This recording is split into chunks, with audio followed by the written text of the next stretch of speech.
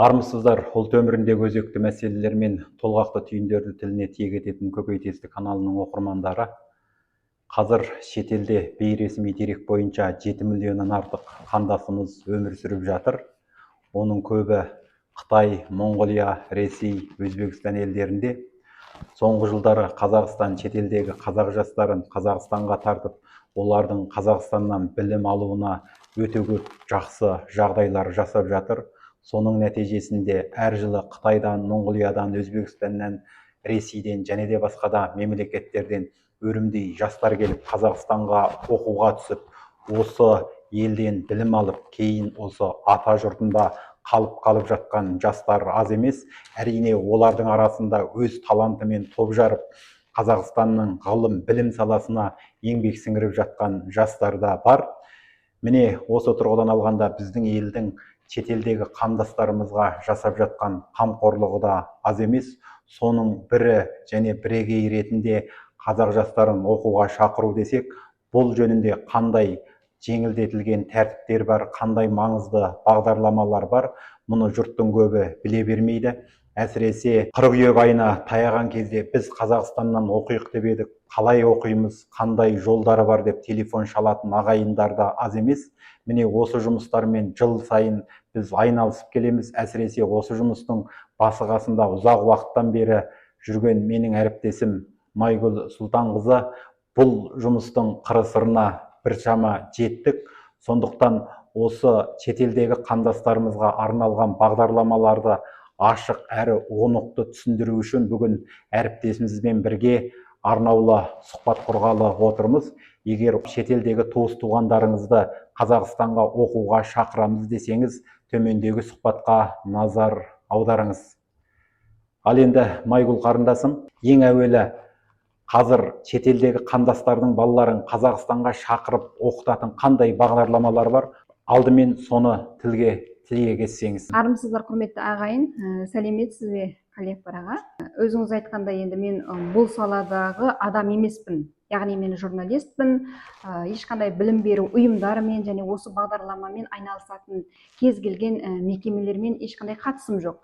Неге бұл саланы тереңдей зерттедім деген кезде, мен бір 5-6 жылдан бері Қытайдағы қандастарымызға онлайн және офлайн кириллицаны үйрету деген бағдарламаны бастап, қазақ тілін үйрете бастағаннан кейін осы жаққа қалай оқуға түсуге болады, қалай келсек болады деген сұрақтар көбейді.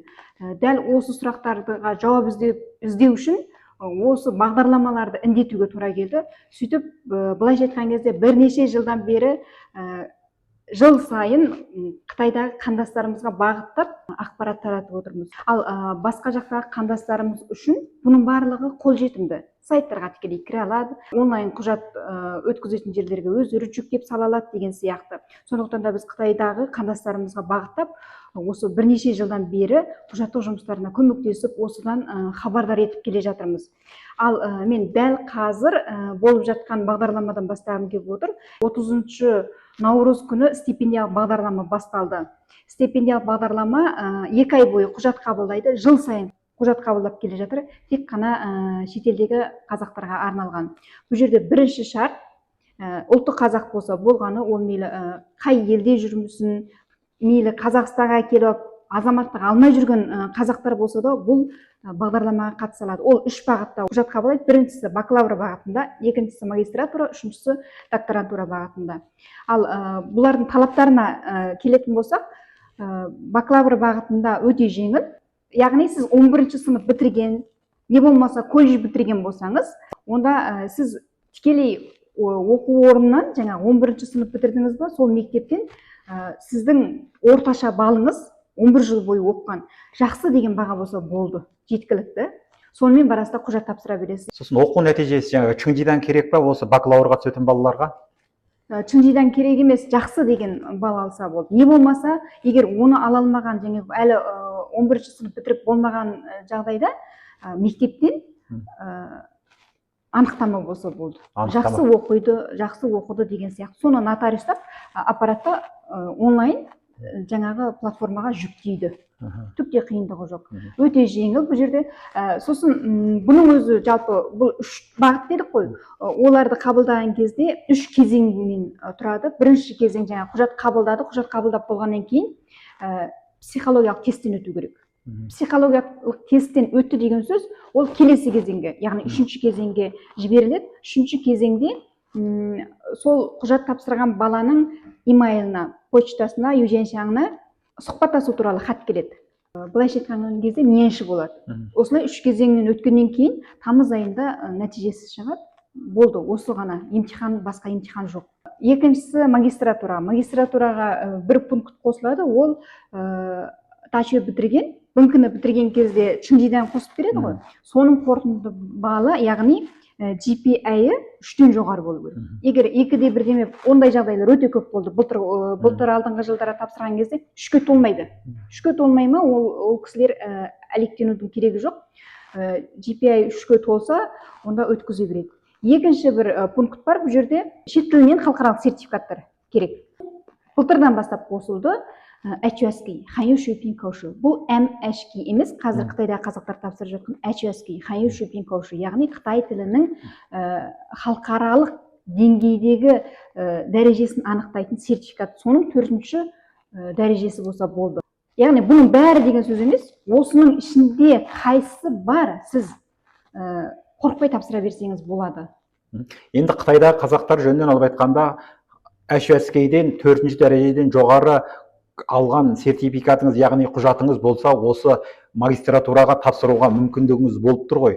Біз енді бұл арада ағайындар түсінбестік болмасын, неге Қытай қазақтарына бағыттап айтып жатырмыз деген бір мәселені ашып айта кетейік. Өйткені Қытай қазақтарында мына ақпарат толық қолжетімсіз болып жатыр. Сондықтан бұны біз осы жақтағы ағайындарына түсіндіру үшін ашып айтып жатырмыз. Осы жақтағы ағайындары нақсы түсінгеннен кейін барып, шетелдегі ағайындарына хабарласып түсіндіреді. Ал Монғолия, Ресей, басқа елдердегі қазақтар бұны Қазақстанның құзырлы органдарының сайттарына кіріп түсіне алады. Ал Қытайдағы қазақтарға жаңағындай атау терминін қытайшалап отырып айтып бермесек, біздің жақтың кейбір құжаттарымен сәйкес келмейтіндіктен ұғым шатастығы туылады да, қайтадан бізге телефон шалып, пәлен құжаттың қытайшасы қалай, пәлен құжат қалай деп осы Майгүлді жылда шаршатып жүргенінен біз хабардармыз. Сондықтан кейбір атауларды қытайшада атап жатырмыз. Оған түсіністікпен қараңыз.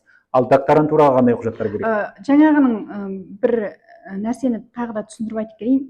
HSK деген кезде, мысалға Қытайдан келіп, Қазақстанда жүріп, о жақтан тачу бітіріп келіп, әлі де азаматтық алмаған тұлғалар бар.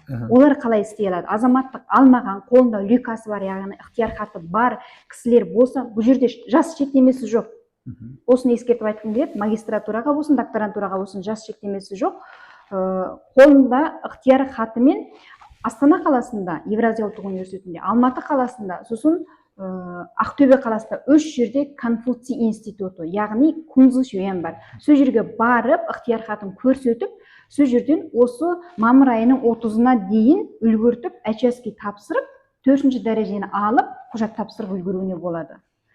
Ал енді үшінші бағыт докторантура. Докторантурада тура сол жаңағы магистратураға қалай қабылдайды, тура солай. Ол жерде де IELTS 5-5, жаңағы басқа шетел тілдерінің барлығы ұқсас. HSK-де тура сондай 4-ші дәреже. Бұл жерде тағы бір пункт қосылады. Бұл диссертациялық жұмыстың тақырыбы. Диссертациялық жұмыстың тақырыбын ұсынуы керек жаңағы онлайн құжат тапсырған кезде. Тағы бір айта кететін нәрсе, биылға дейін жоғары білім беруді дамыту орталығы осы бағдарламаны жүзеге асырып келген болатын. Биылдан бастап болашақ халықаралық бағдарламалар орталығы. Яғни біздің Қазақстандағылар болашақ бағдарламасы арқылы шетелге шығатын ұйым бар ғой арнайы. Сол акционерлік қоғам, сол ұйым құжатты қабылдап жатыр. Ұйым өзгерді. Ұйым өзгерді. Құжат қабылдайтын ұйым өзгерді. Стипендиялық бағдарламаны биылдан бастап сол болашақ бағдарламасының органы қабылдайды. Алғашында айтып кеттім, 11 бітірмесе де мектептен анықтамаса, олар да тапсыра бере алады. Бірінші, екіншіден Қазақстанда бүкіл бірнеше университетте, 20-ға жуық университетте бізде дайындық факультетінде оқып жатқан шетелдік балалар бар ғой, қазақ балалар. Олар да қатыса алады бұған.